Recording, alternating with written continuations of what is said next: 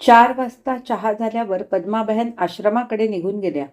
थोड्याच वेळात विद्याबहेन गीताला घेऊन चाचाजींबरोबर निघाल्या. त्याच गल्लीतून डावीकडे चालू लागल्या. गल्ली संपल्यावर एका मोकळ्या माळावर एक शिवमंदिर होतं. पुढे दर्शनी सभोवार दगडी बैठकीचा कठडा होता. मंदिराच्या दाराशीच मोठा नंदी होता. हे मंदिर खूप जुने आणि मजबूत बांधणीचे होते. मंदिरापासून दरडीवरून खाली थेट गंगापात्रापर्यंत पायऱ्या बांधलेल्या होत्या. विद्याबहेननी म्हटलं, गीता, हे आमच्या गावचे शिवमंदिर केदारेश्वर. सभोवतालच्या पंचक्रोशीत हे प्रख्यात आहे. महाशिवरात्रीला येथे मोठी जत्रा भरते. गीताने सभोवार दृष्टी फिरवली. प्रसन्नपणे ती उद्गारली, किती निसर्गरम्य शांत परिसर आहे हा. चाचाजींना पाहता तिथला पुजारी पुढे आला. हाती छोटी घागर घेऊन दरडीच्या पायऱ्या उतरून गेला आणि पात्रात घागर बुडवून वर घेऊन आला. त्याने चाचाजींचे पाय धुतले, आपल्या खांद्यावरच्या पंचाने पुसले. चाचाजीने समोर पिंडीला नमस्कार केला व सभामंडपात ठेवलेल्या लाकडी बैठकीवर मृगाजी अंथरून ठेवलेले होते त्यावर ते जाऊन बसले. त्यांच्या मागोमाग दोघींनी पाय धुतले. आज जाऊन केदारेश्वराचे दर्शन घेतले. विद्याबहेन गीताला घेऊन बाहेर पडल्या. गंगापात्राला समांतर असलेल्या माळावरच्या रस्त्याने त्या चालू लागल्या. गंगा ही जणू त्यांच्या बरोबरच चालत होती. चालता चालता गीताने विचारले, आता या वयातही चाचाजी रोज इथे येऊन पुराण सांगतात? हो अगं, त्यांचं सगळं आयुष्य यातच गेलं. त्यांचा व्यवसायच तो. हा गंगा किनारा सोडून ते कुठं गेले नाहीत. तशी ते चारीधाम यात्रा करून आले आहेत, पण तिथली मंदिरे आणि नदीघाट यांच्याशीच त्यांचा संबंध. मुंज होताच काशीला राहून त्यांनी आपले संस्कृत पाठांतर अध्ययन केले. 4 वेदात पारंगत बनले. पुराण ग्रंथांचं वाचन मनन केलं. घरी तू त्यांच्या खोलीत कपाटभर अन फळ्यांवर रुमालात बांधून ठेवलेले ग्रंथ पाहिलेस का? तरुणपणी ते काशी विश्वनाथ मंदिरात पुराण प्रवचने करीत. शिवाय घाटावर येणाऱ्या यात्रेकरूंना गंगापूजा सांगत त्यांची धर्मकार्य करीत. सबंध दिवस या कामात ते गुंतलेले असत. आमचे आजोबा काशी विश्वनाथ मंदिरात पुजारी होते. पद्मा माझ्यापेक्षा 1 वर्षाने मोठी. माझे वडील चाचाजींचे धाकटे भाऊ. पद्माचा नवरा काशीला शाळेत शिक्षक होता. त्याला पोहण्याचं विलक्षण वेड. भर पुरात गंगेत उड्या मारायचा आणि एक दिवस त्यातच तो बुडून मेला. 2.5 वर्षांची मुलगी आणि 6 महिन्यांचा मुलगा. तिचा नवरा गेल्यावर तिला सासरी नीट वागणूक मिळत नव्हती, म्हणून चाचाजीने तिला इथं माहेरी आणली. आमचे चाचाजी तसे जुन्या मताचे पण कर्मठ नाहीत. त्यांनी पद्माला पुढे शिकवलं. नर्सिंग कोर्ससाठी बनारस हॉस्पिटलमध्ये ठेवली. शिवाय ट्रेनिंग कोर्सही दिला. शिक्षणामुळे, त्यांच्या संस्कारामुळे तिला व्यापक सामाजिक दृष्टीही लाभली. इलाश्रमाचं काम त्यांच्या संमतीने तिने स्वीकारलं. माझे बाबा रेल्वेत नोकरीला होते. आई इथेच सासरी होती. तसं आमचं एकत्रित कुटुंब. आई आणि चाची अगदी बहिणीप्रमाणे राहत. सुरुवातीला मी इथेच शाळेत जात होते. पद्मा आणि मी लोकांना आम्ही सख्या बहिणी वाटत असू. आजही काहींना तसेच वाटते. घरचा सगळा कारभार, शेतीवाडी, गुरेढोरे सगळं चाचाजीच बघत आले. बाबा रेल्वेत नोकरीला. त्यांनी आपल्याच खात्यात नोकरी करणारा गुणी, हुशार पण अनाथ. त्याला वडील नव्हते. लहानपणीच वारले होते. फक्त आई होती. बाबांनी तोच आपला जावई निवडला. इथं घरात सर्वांना दाखवायला घेऊन आले, त्याच्या आईसह. लग्न होऊन मी कानपूरला गेले. यथाक्रम 2 मुले झाली. 1 मुलगा, 1 मुलगी. पुढे यांची दिल्लीला बदली झाली. मुले आता मोठी झाली होती. शाळेत जाऊ लागली होती. घरात सासूबाई होत्या. त्यांच्या संमतीने मी आमच्या शेजारच्या क्वार्टर्समधली माझी मैत्रीण नर्सिंग कोर्सला गेली होती. मीही तो कोर्स घेतला. माझा नर्सिंग कोर्स पुरा झाला. लगेच मला एका हॉस्पिटलमध्ये नोकरीही मिळाली. पुढे हे रिटायर झाले. त्यांच्याच खात्यात मुलाला नोकरी लागली. त्याच वर्षी हे टायफॉइडने गेले.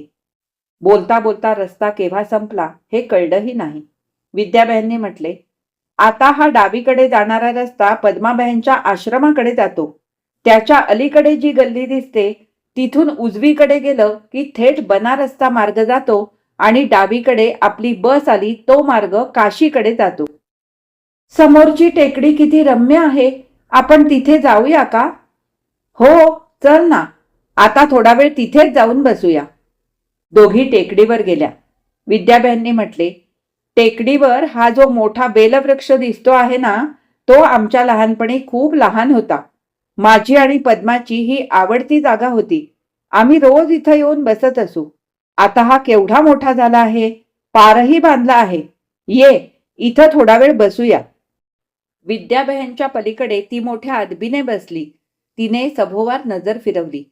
पश्चिम आकाशात सूर्य अजून हातभर वर होता. उजवीकडे खाली गंगापात्र संथ शांत दिसत होतं. काशीची माहिती सांगत विद्याबेननी म्हटले, गीता, काशी हे विद्येचे, संस्कृतीचे आणि तत्वज्ञानाचे माहेरघर आहे आणि आमचे चाचाजी म्हणजे एक ज्ञान भांडार आहे. आता तुला बघ ते किती माहिती सांगतील. त्या बोलत असता सूर्य हलके हलके क्षितिजाखाली उतरला. संध्याकालीन शीतल वाऱ्याच्या झुळकी अंगाला वेढू लागल्या. गीता हलके हलके क्षितिजाखाली उतरणाऱ्या सूर्यबिंबाकडे टक लावून पाहत होती. तिचं मन काहीसं उत्तेजित झालं होतं. तेवढ्यात विद्याबेन उठल्या. चल जाऊया आता, थोड्याच वेळात अंधार पडेल. इथं तशी काही भीती नाही. रस्त्यावर विजेचे दिवे आहेत. चाचाजी घरी पोहोचले असतील. रोज शंकर त्यांना पोहोचवायला आणि परत आणायला जातो. पद्माही आली असेल. गीता चटकन भानावर आली, उठली. दोघीही घराच्या मार्गाला लागल्या. त्या दोघी घरी आल्या तेव्हा पद्माबेन आलेल्या होत्या. स्वयंपाकघरात राधाबाईंना स्वयंपाकासंबंधी काही सूचना देत होत्या. विद्याबेननी गीताला म्हटले, जा हातपाय धुवून ये. देवघरात जाऊन देवाला नमस्कार करून ये. मग चाचाजींच्या दालनात जाऊन त्यांना नमस्कार कर. तिला सूचना देऊन त्या स्वतः हातपाय धुवायला गेल्या. गीता देवघरातून चाचाजींच्या दालनात गेली.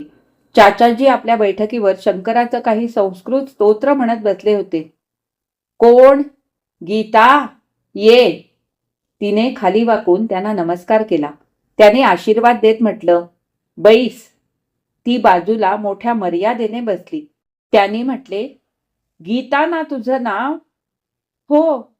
वा, फारच उत्तम, श्रेष्ठ नाव आहे. स्त्री पुरुष सगळ्या मनुष्य मात्राच्या जीवनाचं सार आहे यात. ठीक ठीक. काय बघून आलीस आज? कुठे नेलं होतं विद्येने आज? गीतेने सगळं व्यवस्थित सांगितलं.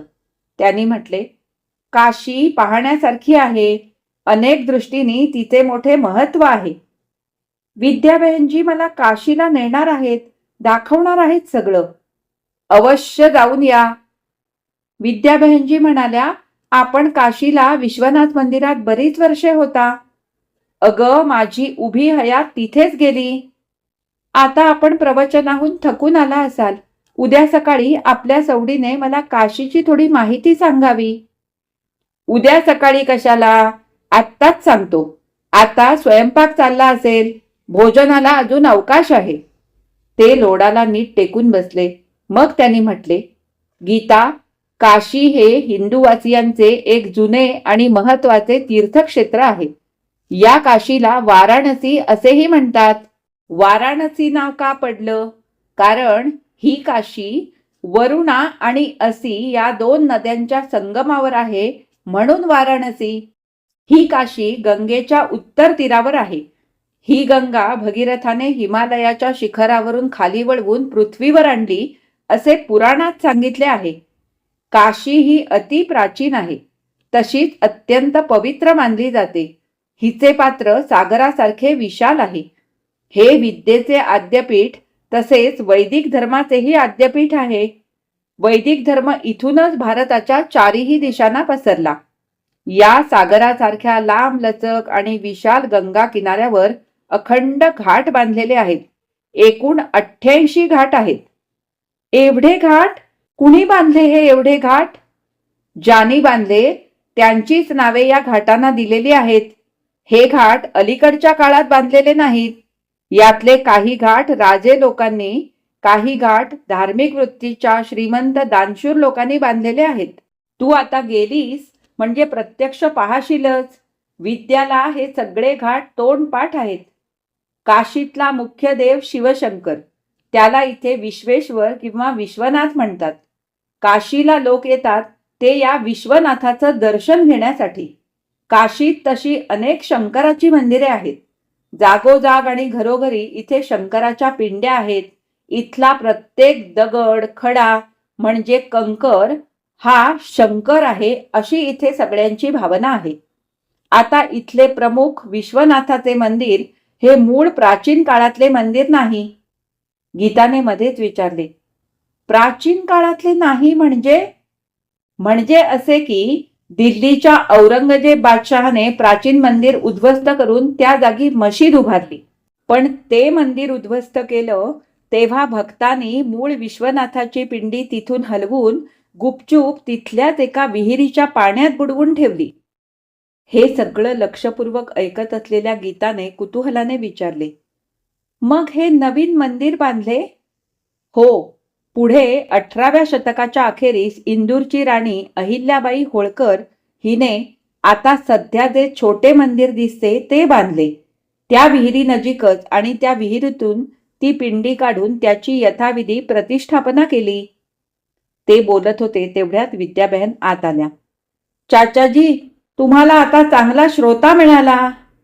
हो, काशीची हिला माहिती सांगत होतो. तुम्ही दोघी जाणार आहात ना? हो ना, बऱ्याच दिवसांनी घरी आले, दर्शन करून येते. विश्वनाथ गल्लीत गौरीशंकर प्रसादाच्या घरी आम्ही उतरतो. म्हणजे विश्वनाथ मंदिर अगदी जवळ. तिथून सगळे घाट फिरणे सोयीचे होईल. त्यांची जागाही मोठी आहे. माडीवर प्रशस्त खोल्या आहेत. ठीक आहे, गौरीशंकरला माझा आशीर्वाद सांग. तेवढ्यात पद्माबाईंनी आतून म्हटलं, विद्या, जेवायला चला, पाने मांडली आहेत. विद्याबाईंनी म्हटले, चाचाजी, तुमचं ताट इथं आणायचं का? छे छे विद्या, यावेळी माझं जेवण म्हणजे एक पेला दूध आणि एक केळ. तेवढ्यात पद्माबेन एका छोट्या थाळीत दुधाचा पेला आणि केळं घेऊन आल्या. चाचाजींनी म्हटलं, तुम्ही जेवून या, मग थोडा वेळ बोलत बसू. जेवताना पद्माबाईंनी म्हटलं, विद्या, चाचाजींजवळ जरा निवांत बसायला मला हीच वेळ मिळते. दिवसभर ते तसे एकटेच असतात. सकाळी शंकरला बरोबर घेऊन ते मंदिरात जाऊन येतात. आतापर्यंत या गावातली आणि पंचक्रोशीतली बरीच मुले त्यांच्याकडे संस्कृत शिकून गेली. पण आता वयोमानाप्रमाणे आता त्यांचे वय 80 झाले ना? हो, पण प्रकृती अजून कशी ठणठणीत आहे आणि त्यांची स्मरणशक्ती तर अजब आहे. हो ना, अगदी लहानपणापासूनच्या बारीक सारीक आठवणी सुद्धा अगदी काल परवा घडल्यासारख्या सांगतात. ते म्हणतात की पाठांतराने माणसाची स्मरणशक्ती तीव्र बनते, मेंदूतल्या दुर्बल पेशी बळकट होतात. हे वाक्य कानी पडताच विद्याबाईंनी चटकन गीताकडे पाहिले. ती पद्माबाईंचं बोलणं लक्षपूर्वक ऐकत होती. पद्माबाईंनी पुढे म्हटले, अगं, ते म्हणतात त्यांच्या वेळी सगळे वेद, सगळी धर्मशास्त्रे त्यांना मुखोद्गत करावी लागत होती. मंत्रांचे विशिष्ट उच्चार, विशिष्ट नाद. विद्याबाईंनी मध्येच म्हटलं, खरंच आपले चाचाजी म्हणजे एक ज्ञानभांडार आहे. हो, अन तितकंच एक झाकलं रत्नही आहे. अगं, 10 वर्षांपूर्वी त्यांनी बनारस विद्यापीठात 4 वेदांवर प्रवचने केली होती. तेव्हा विद्यापीठाने त्यांचा सत्कार करून बहुमान केला होता. बोलता बोलता जेवणं आटोपली. दोघी चाचाजींच्या दालनात आल्या. त्यांच्याबरोबर गीता होतीच. चाचाजी मागे तक्क्याला टेकून पाय लांब करून आरामात बसले होते. तोंडाने काही संस्कृत श्लोक म्हणत होते. तिघी बसल्या. चाचाजींनी गीताला म्हटले, काय गीता, इथलं जेवण आवडलं का? हो, आणि इथलं शांत प्रसन्न वातावरण तर मला खूपच आवडलं. अगं, ही काशी गंगा मैयाच्या कुशीत विसावलेली आहे. काशी ही आदिशक्ती, आदी माया आहे. काशीसारखं मनःशांती देणारं, मनोकामना पूर्ण करणारं, सिद्धी देणारं आणि मोक्षदायक असं या पृथ्वीवर दुसरं स्थळ नाही. शंकराला ही काशी किती प्रिय आहे याच्या अनेक कथा चाचाजींनी मोठ्या रसाळपणे सांगितल्या. घड्याळात 10चे टोले पडले तेव्हा विद्याबाईंनी म्हटले, चाचाजी, आम्ही उद्या सकाळी 5:30च्या बसने निघतो. 6, 6:15 पोचू. परवा संध्याकाळी येऊ. ठीक आहे. गीता खिडकीजवळच्या आपल्या कॉटवर बसली. पलीकडे शंकरने दुसरी खाट आणून ठेवली होती. त्यावर विद्याबेनसाठी बिछाना घालून ठेवला होता. त्यावर त्या पडल्या. गीताने हलकेच विचारले, बहनजी, मी हॉस्पिटलमध्ये होते, त्याला आता उद्या बरोबर 2 महिने होतील नाही का? हो ना. मला आता ते सगळं आठवतंय. गौरी भाभी, गौरांग, इला, तिथलं तुमचं घर, बगीचा. मी फुलं काढीत होते, एम्ब्रॉयडरी करीत होते, स्वेटर विणत होते. मुलांचा अभ्यास घेत होतीस. तू त्यांचा चांगला अभ्यास करून घेतलास म्हणून दोघंही वरच्या नंबराने पास झाली. पण मुलांनीही मन लावून अभ्यास केला होता, तेही मला सगळं आठवतं. वा, छान. म्हणजे तुझ्या मेमरीत चांगलीच सुधारणा होते आहे. हो, पण त्याच्या आधीचं मात्र मला अजूनही काही सुद्धा आठवत नाही. आठवेल, निश्चितच आठवेल. अजूनही काही महिने जायला हवेत. गीता, तू आपला आत्मविश्वास जराही ढळू देऊ नकोस. डॉक्टरनी दिलेली औषधं नियमित घेत राहा. गीता, माणसाची आत्मशक्ती, मनोबल वाढविणारे इथले वातावरण, मग हा चाचाजींचं बोलणं तू ऐकलंस ना? हो, खरोखर या वयातही त्यांची स्मरणशक्ती बघून मन थक्क होऊन जातं. हां, मग हा त्यांनी सांगितलेल्या अखंड पाठांतराचा परिणाम आहे. तसं असेल तर मी सुद्धा त्यांच्याकडे संस्कृत स्तोत्रे शिकून पाठांतर करीन रोज. अगदी जरूर कर. आता झोप बरं. पहाटे आपल्याला जायचं आहे ना? गीता खिडकीच्या बाजूला कुशीवर वळली. खिडकीतून बाहेर बघत राहिली. आकाश चांदण्याने फुललं होतं. सगळीकडे शांत नीरव होतं. दूरवर अस्पष्ट गंगा मैयाचं पात्र दिसत होतं. ते सगळं पाहता पाहता तिचे डोळे मिटले. ती गाढ झोपी गेली. हा भाग इथेच संपला. आता लगेच आपण गीता या कादंबरीचा 6वा भाग ऐकणार आहोत. दुसरे दिवशी पहाटे दोघी उठल्या. पद्माबहन नित्याप्रमाणे उठलेल्याच होत्या. चाचाजीही उठलेले होते. बिछाण्यावर पडल्या पडल्या प्रातस्तोत्रे म्हणत होते. दोघींनी आपलं सर्व आवरलं, चहा घेतला, चाचाजींना सांगितलं आणि दोघी आपापल्या पिशव्या घेऊन घराबाहेर पडल्या. बसही वेळेवर मिळाली. ठरल्या वेळी त्या काशीला पोहोचल्या. गंगा स्नान करूनच मगच त्या गौरीशंकरच्या घरी गेल्या. घरातल्या मंडळींना भेटल्या. चाचाजींच्या घराविषयी, त्यांच्या कुटुंबाविषयी या घरी किती आदर आणि आत्मीयता आहे हे त्यांच्या स्वागतावरून गीताच्या लक्षात आले. तिथे चहा नाश्ता घेऊन दोघी बाहेर पडल्या. प्रथम त्या विश्वनाथाच्या मंदिरात गेल्या. चाचाजींनी रात्री याचे वर्णन करून सगळी माहिती सांगितलीच होती. मंदिर तसं छोटसं, तिथे भक्तांची दाटी झाली होती. जय श्री शंकर, जय भोलेनाथ, शिवशंभो असा विचित्र शिवनामाचा गजर चालू होता. एका खोलगट जागेत असलेल्या शिवलिंगावर सफेद शुभ्र फुले आणि बेलपत्रे यांचा ढीग पडला होता. पिंडी सभोवती बसलेल्या पुजाऱ्यांच्या मंत्रोच्चाराने, घंटानादाने आणि भक्तांच्या आर्तभाव पुकारांनी वातावरण निनादून गेलं होतं. भक्तांची दाटी वाढतच होती. शिवलिंगाची पूजा करून मग त्या मागच्या बाजूला असलेल्या विहिरीकडे गेल्या. याच विहिरीत विश्वनाथाची पिंडी पाण्यात बुडवून ठेवलेली होती. विश्वनाथांचे दर्शन घेऊन त्या दोघी बाहेर पडल्या. घाटावर आल्या. चाचाजींनी वर्णन केलेले प्रमुख घाट नावेत बसून जलविहार करीत विद्याबहनने गीतेला दाखवले. आजूबाजूच्या नावातून त्यांच्यासारखेच प्रवासी जात येत होते. तिथल्या धनिक रसिकांच्या लोड, तक्के आणि उंची बिछायती घातलेल्या संगीत जलसा चाललेल्या काही नावा अगदी संथपणे चालल्या होत्या. तिकडे गीता कुतूहलाने पाहत होती. प्रमुख घाटांचा जलप्रवास करून दोघी सूर्यास्ताच्या सुमाराला मुक्कामी परत आल्या. रात्री विश्वनाथाच्या मंदिरात आरतीला गेल्या. दुसऱ्या दिवशी काशी शहर, गाव बघून आल्या. मग संध्याकाळच्या बसने परत गंगामाटीला आपल्या घरी आल्या. रात्री जेवणानंतर तिघी चाचाजींच्या दालनात येऊन बसल्या. चाचाजींनी म्हटले, गीता, काशी बघून आलीस? हो. कशी वाटली? आपण इथं जे वर्णन केलं होतं त्याचा प्रत्यक्ष प्रत्यय घेतला. खूप आवडली. 2 दिवस कसे गेले कळलंच नाही. विद्याबहनकडे वळून चाचाजींनी म्हटलं, गौरी शंकर मंडळी सगळी ठीक आहेत ना? शिवप्रसादाकडे गेली होतीस का? मग तिघांचे बोलणे सुरू झाले. 10 वाजले तशा तिघी उठल्या. सकाळी उठल्यावर विद्याबहननी म्हटले, गीता, चाचाजींना हा दुधाचा पेला देऊन ये. ती दुधाचा पेला घेऊन गेली. त्यांचे स्तोत्रपठण चालले होते. त्यांनी म्हटले, गीता बैस, तुला एक छोटा संस्कृत श्लोक सांगतो. गीता बसली. त्यांनी म्हटले, तीर्थानां पंचकं सारं विश्वेशानंदकानने दशाश्वमेघं लोलार्कः केशवो बिन्दुमाधवः पंचमी तु महाश्रेष्ठा प्रोच्यते मणिकर्णिका एभिस्तु तीर्थवैर्येष्व वर्ण्यते ह्या विमुक्तकम. गीताने हलकेच म्हटले, मी हा लिहून घेऊ का? नको, तोंडानेच पाठ कर. मी आता तुझ्याकडून म्हणवून घेतो. रात्री म्हणवून घेईन, मग उद्या सकाळी मला पाठ म्हणून दाखव. हो. अग, तू नीट लक्षपूर्वक ऐकलास तर आता सुद्धा तुला पाठ होऊन जाईल. त्यांनी तो तिला शिकवला. मग सबंध दिवस स्वतःच्या मनाशी ती त्याचे पाठांतर करीत होती. 4 वाजता सगळ्यांचा चहा झाल्यावर पद्माबहेन आश्रमात जाण्यासाठी बाहेर पडल्या.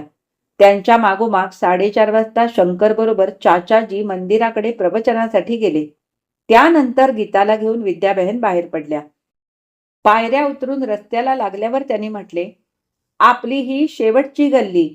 आपल्या या गल्लीच्या मागच्या बाजूला एका मागोमाग अशा 2 गल्ल्या आहेत. इथल्या गल्ल्यांची पद्धत एकच, घराला घरे लागून, पुढे अंगण, मागे परसू.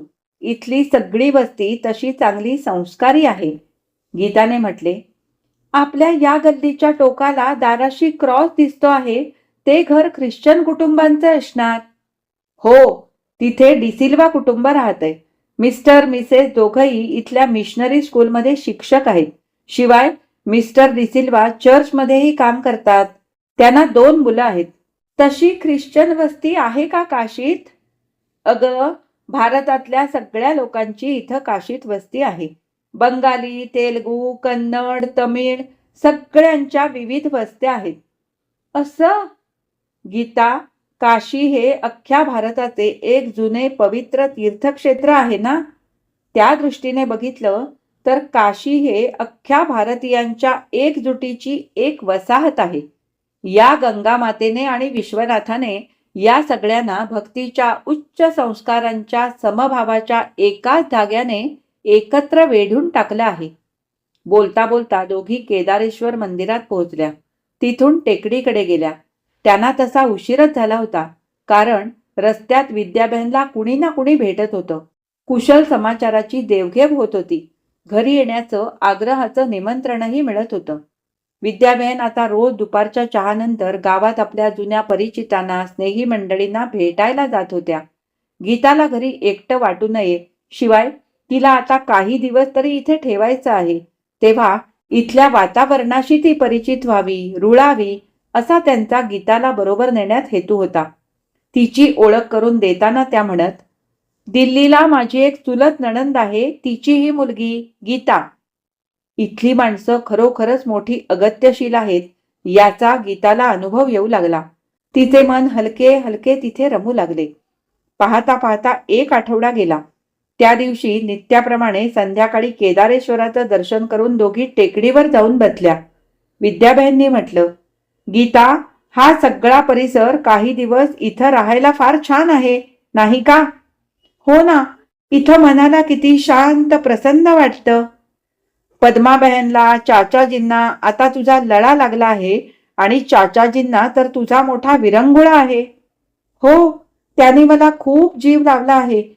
अम्मा तर मला अगदी पोटच्या मुलीसारखं वागवतात. म्हणूनच म्हणते की आणखी काही दिवस तू इथं या वातावरणात राहावेस. इथल्या वातावरणात तुझी स्मृती लवकर पूर्ववत होईल अशी मला खात्री आहे. इथं आल्यापासून तुझ्यात बराच फरक पडला आहे. असं तुम्हाला वाटतं? हो, निश्चितच. परवाच्या दिवशी चाचाजींनी तुला एक संस्कृत श्लोक शिकवला होता, तो तू पाठ केला होतास. आज सकाळी तुला विचारला तर ताबडतोब तू स्पष्ट उच्चारासह बिनचूक म्हणून दाखवलास. हो, पण अजून मला तसं मागचं काही, माझं घर, माझी माणसं काही आठवत नाही. मी एकटी बसल्या बसल्या आठवण्याचा खूप प्रयत्न करते, पण नजरेसमोर जो एक काळा पडदा आहे तो काही केल्या दूर सरकत नाही.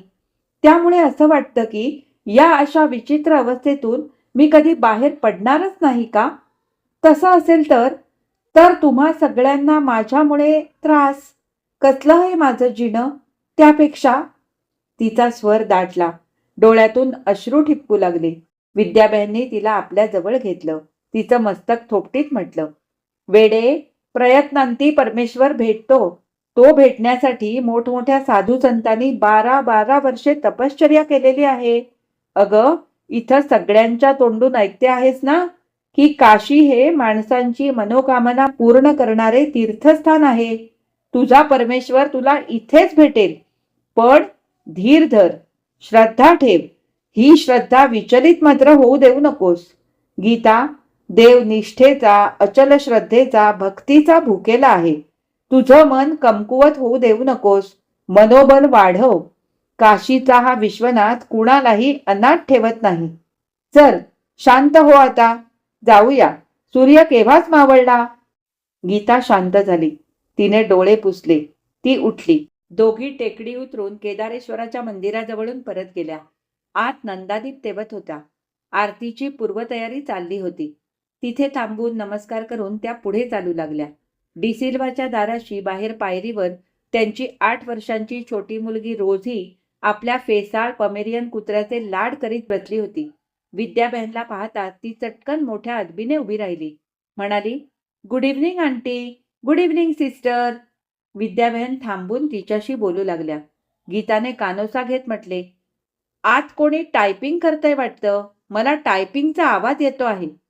छोट्या रोझीने म्हटले, मम्मा टायपिंग करते आहे. आणि लगेच तिने मोठ्यांना हाक मारली, मम्मा, आंटी आणि सिस्टर आल्यात, बाहेर ये. मिसेस डिसिल्वा बाहेर आल्या.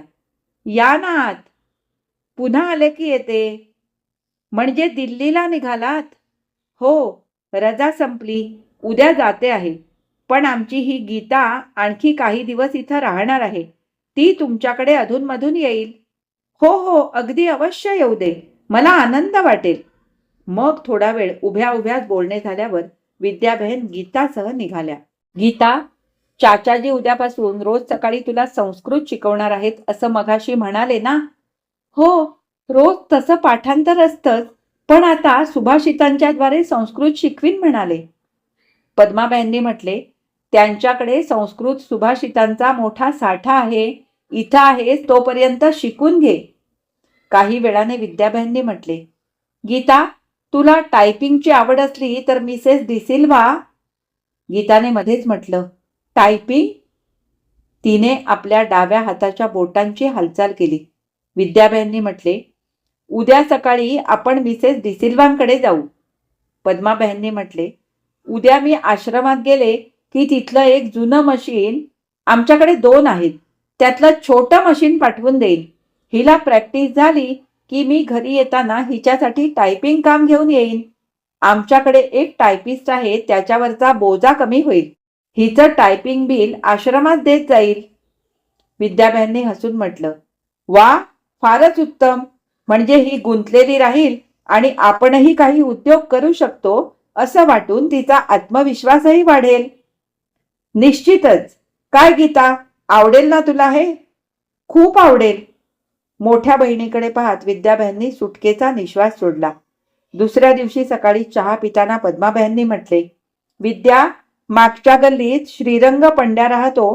तो 9:30ला आश्रमात जातो. त्याच्याबरोबर चिठ्ठी पाठवते. जुनं छोटं मशीन शिपाई इथं घेऊन येईल.